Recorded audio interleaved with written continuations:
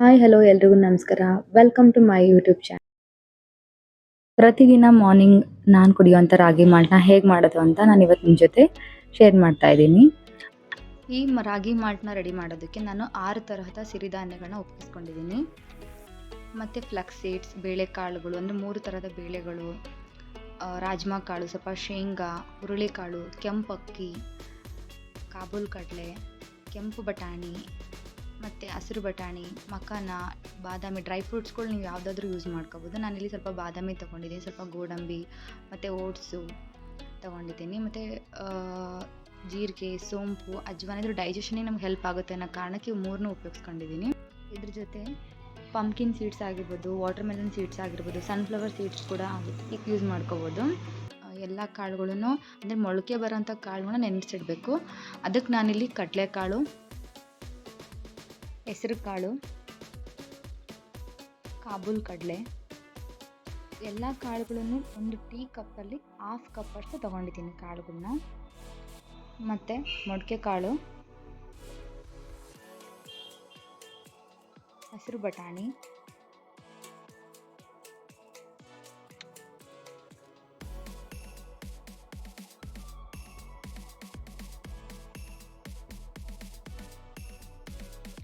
ನಾನಿಲ್ಲಿ ಕೆಂಪು ರಾಜ್ಮಾ ಕಾಳನ್ನ ತೊಗೊಂಡಿದ್ದೀನಿ. ಇದು ಡಯಾಬಿಟಿಸ್ ಪೇಷಂಟಿಗೆ ಮಾತ್ರ ತುಂಬ ಒಳ್ಳೆಯದು.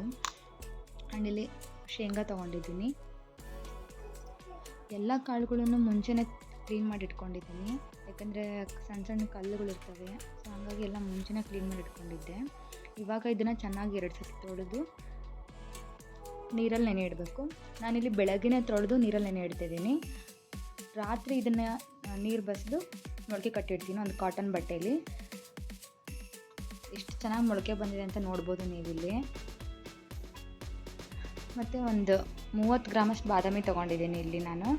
ಇದನ್ನು ಬಾದಾಮಿನ ನೆನೆಸಿ ಸಿಪ್ಪೆನ ತೆಗೆದು ಒಣಗಿಸಿ ಆಮೇಲೆ ಪೌಡ್ರಿಗೆ ಮಿಕ್ಸ್ ಮಾಡೋದು. ಮಿಲೆಟ್ಸ್ಗಳನ್ನ ತುಂಬ ಅದರಲ್ಲಿ ಕಸ ಇರುತ್ತೆ, ಸೊ ಅದನ್ನು ತೊಳಿಬೇಕಾಗುತ್ತೆ ಚೆನ್ನಾಗಿ. ನಾನು ತೊಳೆದಿರೋ ವೀಡಿಯೋ ಸ್ಕಿಪ್ ಆಗಿದೆ. ಎಲ್ಲ ಮಿಲೆಟ್ಸ್ಗಳ್ನ ಸಪ್ರೇಟಾಗಿ ತೊಳೆದು ಒಣಗಿಸಿ ಆಮೇಲೆ ಸ್ವಲ್ಪ ಒಣಗಿದ ನಂತರ ಈ ಥರ ಹಂಚಲ್ಲಿ ಒಂದು 2 ನಿಮಿಷ ಬೆಚ್ಚಗೆ ಮಾಡ್ಕೊತಾ ಇರೋದು ಅಷ್ಟೇ. ಮಿಲೆಟ್ಸಲ್ಲಿ ತುಂಬ ಕಸ ಇರುತ್ತೆ, ಸೊ ತೊಳಿದೇ ಯೂಸ್ ಮಾಡಬಾರ್ದು ಮಿಲೆಟ್ಸ್ಗಳನ್ನ. ನೀವು ಪಾಯಸ ಮಾಡಿರಿ ಅಥವಾ ಏನು ಮಾಲ್ಟಿಗೆ ಹಾಕ್ರಿ, ಮಿಲೆಟ್ಸ್ಗಳನ್ನ ತೊಳೆದ್ಬಿಟ್ಟೆ ಯೂಸ್ ಮಾಡಿದರೆ ಚೆನ್ನಾಗೆ. ಇಲ್ಲಿ ಮಿಲೆಟ್ಸ್ಗಳು ಸಾಮೆ, ಅರ್ಕ, ಪುರುಗು, ಊದಲು, ಎಲ್ಲ ಮಿಲೆಟ್ಸ್ಗಳಲ್ಲಿ ಫೈಬರ್ ರಿಚ್ ಆಗಿರುತ್ತೆ. ಸೊ ಅದರಿಂದ ನಮ್ಮ ದೇಹಕ್ಕೆ ತುಂಬಾ ಒಳ್ಳೆಯದು. ಹೆಲ್ತಿ ಡೈಜೆಷನ್ಗೆ ಹೆಲ್ಪ್ ಆಗುತ್ತೆ ಇದು. ಆ್ಯಂಡ್ ಕಾನ್ಸ್ಟಿಪೇಷನ್ ಪ್ರಾಬ್ಲಮ್ಸ್ ಯಾರ್ಯಾರಿಗಿರುತ್ತೋ ಅದೆಲ್ಲದು ಕೂಡ ಸಾಲ್ವ್ ಆಗುತ್ತೆ.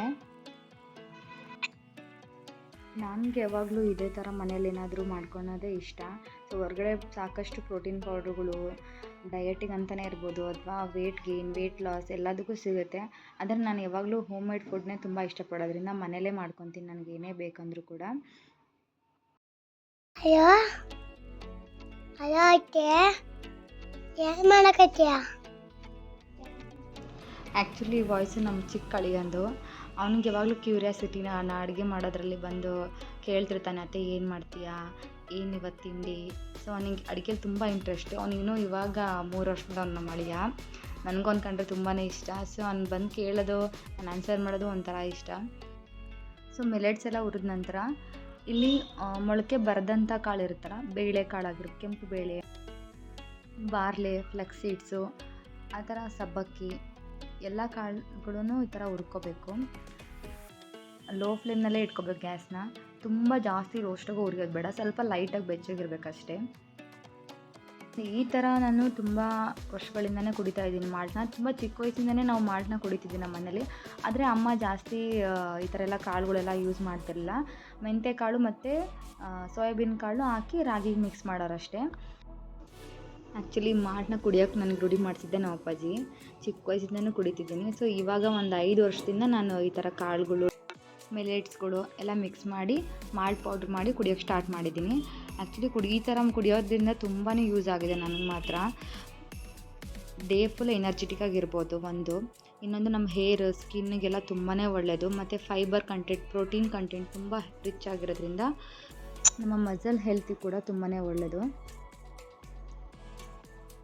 ಸೋಯಾಬೀನ್ ಕಾಳಂತೂ ಬೆನ್ನು ಇರೋರಿಗಂತೂ ತುಂಬಾ ಒಳ್ಳೆಯದು. ಇನ್ನು ಎಲ್ಲ ಕಾಳುಗಳ್ನೂ ಹುರಿದು ಒಂದೇ ಕಡೆ ಹಾಕ್ಕೊಂಡಿದ್ದೀನಿ. ಸ್ವಲ್ಪ ಅದನ್ನು ಒಂದು ಕಾಟನ್ ಬಟ್ಟೆಲಿ ಒಂದು 5 ನಿಮಿಷ ಆರಿಬಿಡ್ತೀನಿ.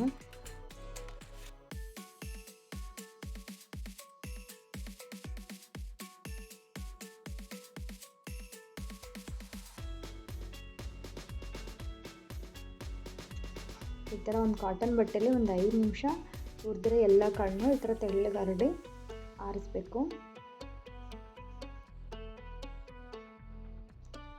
ಇದು ನಾವು ಮೊಳಕೆ ಕಟ್ಟಿ ಬಿಸಿಲಲ್ಲಿ ಒಣಗಿಸಿರೋ ಅಂಥ ಕಾಳುಗಳು.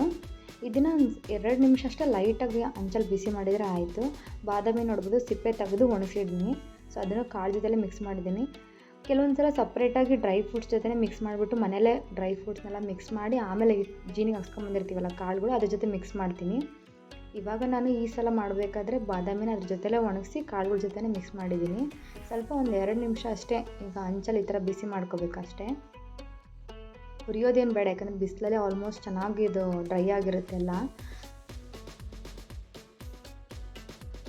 ಇದನ್ನು ಕೂಡ ಕಾಟನ್ ಬಟ್ಟೆಯಲ್ಲಿ ಒಂದು 2 ನಿಮಿಷ ಗಾಳಿಗೆ ಹಾಕ್ಬಿಡೋಣಂತೆ ಒಂದು ಸ್ವಲ್ಪ.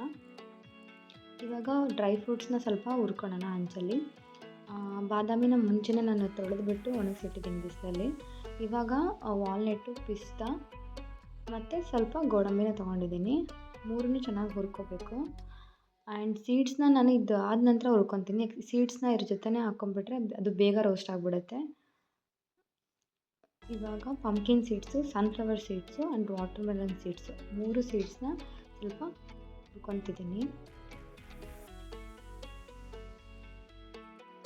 ಈ ಎಲ್ಲ ಸೀಡ್ಸಲ್ಲೂ ಮೆಗ್ನೀಷಿಯಮ್, ಜಿಂಕ್, ಪ್ರೋಟೀನ್ ತುಂಬ ರಿಚ್ ಆಗಿರೋದ್ರಿಂದ ನಮ್ಮ ಬಾಡಿಗೆ ತುಂಬಾ ಒಳ್ಳೆಯದು. ಈಗ ಒಂದೊಂದು ಕಾಳ್ದು ಒಂದೊಂದು ಥರದ್ದು ಉಪಯೋಗ ಇರುತ್ತೆ. ಸೊ ಎಲ್ಲನೂ ನಾವು ಈ ಥರ ಮಾಡಿ ಡೈಲಿ ಕುಡಿಯೋದ್ರಿಂದ ನಮ್ಮ ದೇಹ ಕೂಡ ಹೆಲ್ತಿಯಾಗಿರುತ್ತೆ. ನಮ್ಮ ಸ್ಕಿನ್ನು, ಹೇರಿಗೆ ಕೂಡ ಒಳ್ಳೆಯದು.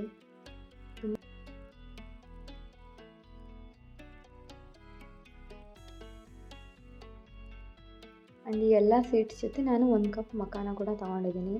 ಮಖಾನ ನಮ್ಮ ಬಾಡಿಗೆ ಇಮ್ಯುನಿಟಿ ಪವರ್ನ ಜಾಸ್ತಿ ಮಾಡುತ್ತೆ ಆ್ಯಂಡ್ ಡೇ ಫುಲ್ ಎನರ್ಜೆಟಿಕ್ ಆಗಿರ್ಬೋದು. ಲಾಸ್ಟಲ್ಲಿ ನಾನು ಜೀರಿಗೆ ಮತ್ತು ಒಂದು ಸೋಂಪು, ಅಜ್ವಾನ ತೊಗೊಂಡಿದ್ದೀನಿ. ಇದು ಡೈಜೆಷನಿಗೆ ಹೆಲ್ಪ್ ಆಗುತ್ತೆ. ಇದನ್ನು ಮಾರ್ಟಲ್ಲಿ ಯೂಸ್ ಮಾಡಿದ್ದೀನಿ. ಕೆಲವೊಬ್ಬೊಬ್ಬರು ಕಾಳನ್ನ ಹಾಕೋದ್ರಿಂದ ನಮಗೆ ಗ್ಯಾಸ್ಟ್ರಿಕ್ ಆಗುತ್ತೆ ಅಥವಾ ಹೊಟ್ಟೆ ನೋವು ಬರುತ್ತೆ ಅಂತ ಹೇಳ್ತಾರೆ. ಸೊ ಅದನ್ನು ಈ ಜೀರಿಗೆ ಮತ್ತು ಅಜ್ವಾನು, ಸೋಂಪನ್ನ ನಾವು ಮಿಕ್ಸ್ ಮಾಡೋದ್ರಿಂದ ಯಾವುದೇ ತರಹದ ಗ್ಯಾಸ್ಟ್ರಿಕ್ ಆಗೋದಿಲ್ಲ. ಆ್ಯಂಡ್ ರಾಗಿ ನಾನಿಲ್ಲಿ ಕಾಳುಗಳು ಎಲ್ಲ ಸೇರಿ ಎಷ್ಟಾಗುತ್ತೋ ಅದರ ಸರಿ ಪ್ರಮಾಣನೇ ನಾನು ರಾಗಿ ಯೂಸ್ ಮಾಡ್ತೀನಿ. ರಾಗಿ ಕೂಡ ಚೆನ್ನಾಗಿ ತೊಳೆದು ಮೊಳಕೆ ಬರಿಸಿ ಒಣಗಿಸಿರೋದು. ಮೊಳಕೆ ಬಂದಿರೋದು ನೋಡ್ಬೋದು ನೀವಿಲ್ಲಿ. ಇವಾಗ ಎಲ್ಲ ಕಾಳುಗಳ ಜೊತೆ ರಾಗಿನ ಮಿಕ್ಸ್ ಮಾಡ್ತಾಯಿದ್ದೀನಿ. ಆ್ಯಂಡ್ ಇನ್ನೊಂದು ಹೇಳೋದನ್ನ ಮರ್ತಿದ್ದೆ, ಸ್ವಲ್ಪ ಗಸಗಸೆ, ಸ್ವಲ್ಪ ಒಣಶುಂಠಿ ಪುಡಿ ಮತ್ತು ಸ್ವಲ್ಪ ಏಲಕ್ಕಿ ಇದನ್ನು ಕೂಡ ಮನೆಯಲ್ಲೇ ಮಿಕ್ಸಿ ಮಾಡಿ ನಾನು ರೆಡಿ ಮಾಡ್ಸ್ಕೊಂಬಂದಿರೋ ಹಿಟ್ಟಿನ ಜೊತೆ ಮಿಕ್ಸ್ ಮಾಡ್ತೀನಿ. ಅಂದರೆ ಡ್ರೈ ಫ್ರೂಟ್ಸನ್ನು ಕೂಡ ಮಿಕ್ಸ್ ಮಾಡಿ ಹಾಕ್ತೀನಿ ಅಂತ ಹೇಳಿದ್ನಲ್ಲ, ಅದಾದಮೇಲೆ ಇದನ್ನು ಕೂಡ ಅದ್ರ ಹಿಟ್ಟಿಗೆ ಮಿಕ್ಸ್ ಮಾಡ್ತೀನಿ. ಡ್ರೈ ಫ್ರೂಟ್ಸ್ ಪೌಡ್ರು, ಗಸಗಸೆ ಪೌಡ್ರು ಎಲ್ಲ ಹಾಕಿದ್ಮೇಲೆ ಚೆನ್ನಾಗಿ ಮಿಕ್ಸ್ ಮಾಡಿ ಹಿಟ್ಟನ್ನ. ಸೊ ಇದು ಫೈನಲಾಗಿ ರೆಡಿಯಾಗಿರೋಂಥ ನಮ್ಮ ಮಾಲ್ಟ್ ಪೌಡರ್. ನನ್ನ ಈ ವಿಡಿಯೋ ಇಷ್ಟ ಆಗಿದ್ದರೆ ಸಬ್ಸ್ಕ್ರೈಬ್ ಮಾಡೋದನ್ನ ಮರಿಬೇಡಿ ಆ್ಯಂಡ್ ಲೈಕ್ ಮಾಡಿ. Thank you.